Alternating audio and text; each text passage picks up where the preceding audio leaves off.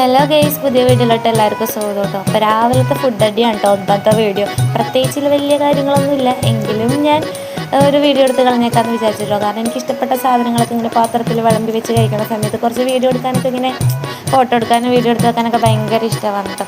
കാരണം വേറെ ഒന്നുമില്ല, സമയം ഒന്നാമത് നല്ല വിശപ്പായിട്ടുണ്ടായിരുന്നു. 10:30-11 മണി ആവാറായിട്ടുണ്ടായിരുന്നു കേട്ടോ. പൊതുവെ ഇപ്പോൾ രാവിലെ എൻ്റെ കഴിക്കുന്ന സമയം പറയണത് ഇങ്ങനെയൊക്കെയാണ് കേട്ടോ. അപ്പോൾ ചേട്ടൻ എന്തായാലും വയ്യാത്തതുകൊണ്ട് തന്നെ രാവിലെ കഴിക്കും നേരത്തെ. പിന്നെ പറഞ്ഞാൽ കുഞ്ഞിന് കഴിക്കാൻ കൊടുത്ത് പിന്നെ കുഞ്ഞിനെ കുളിപ്പിച്ച് ഉറക്കിയിട്ടൊക്കെ വേണം കേട്ടോ എനിക്ക് കഴിക്കണമെങ്കിൽ. അതുകൊണ്ട് തന്നെ എനിക്ക് കുളിക്കാനുള്ള ക്ഷമയൊന്നും ഉണ്ടായില്ല. എന്നിട്ട് എന്നെ വെക്കുന്നുണ്ടായിരുന്നു കേട്ടോ.